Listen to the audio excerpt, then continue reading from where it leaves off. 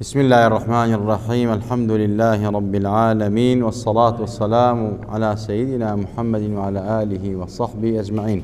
حكمي دجنوشكاندن لا آفرت بيقانا نامحرم، وآية مصافحي آفرت توقي بياوجني نامحرم دروست يا دروس نية.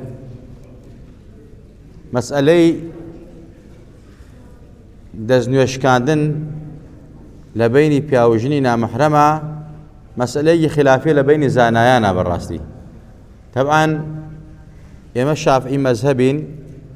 ئیمامی شافعی ڕەزا و ڕەحمەتی خوای لەسەر بێ ئەفەرمێت دەستنوێشکاندن لە ئافرەت کەسێک کە ئافرەتێک بێگانە، یعنی دایکی نەبوو، خوشکی نەبوو، پووری نەبوو، و هەروەها مەسەلە کچەزا و برازا و کوڕەزا و ئەمانەی نەبوو، دەستنوێژی لێ ئەشکێت. ئەگەر خاڵۆژنی و مامۆژنی و ئامۆزای و پورزای بوو دەستنوێژ لەمانە ئەشکێ. بەڵام لە خوشک و لە خوشکەزا و لە برازا و لە مەسەلە کوڕەزا و کچەزا و لە نەنک و لە دایک و لە پور ئەمانە دەستنوێژ ناشکێ. ئەمە وەکو لە قورئانە ئاماژەی پێکراوە. و ئیمامی شافعی ڕەزا و ڕەحمەتی خوای لەسەر بێ بەڵگەی چییە کە دەستنوێژ لە ئافرەت ئەشکێت؟ بەڵگەی تەمەن ئاەتی قورئانە: أو لامستم النساء فلم تجدوا ماء فتيمموا. إمام الشافعي فإن لمسك بمعنى دست يدانا كواتب بيا وجني نامحرم وبيجانا دست يندا ليكتري دزنيجان واجبة بقر نود دزناشكا. بلام إمام أبو حنيفة رضي رحمة الله عليه مطلقا نشكاوة. أما اجتهادي زانايانا كخوان كردويانا اجتهاد رحمة أبو أمتي بيغمري خواه صلى الله عليه وسلم.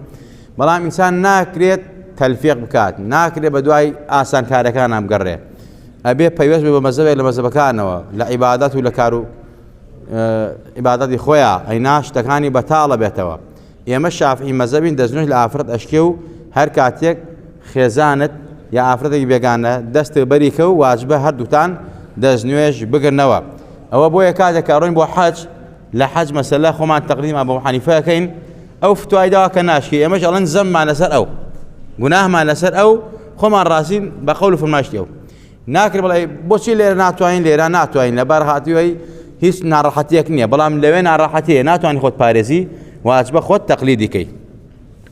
أما وكو لمسك نص قرآني لسر أو لامستم النساء لمس دس ليدانا. إمام الشافعي فرميت من بلغم آيات القرآن كأم لمسة بدس ليدان ليك دموت شنك آزيان خوش ويستان قرآن هندقي تفسيري هندقي يكاد يعني هندقي حديث تفسير أكريت قرآن هل نص قرآن وعريدة كأخواء فرمين لا يمسوا إلا المطهرون.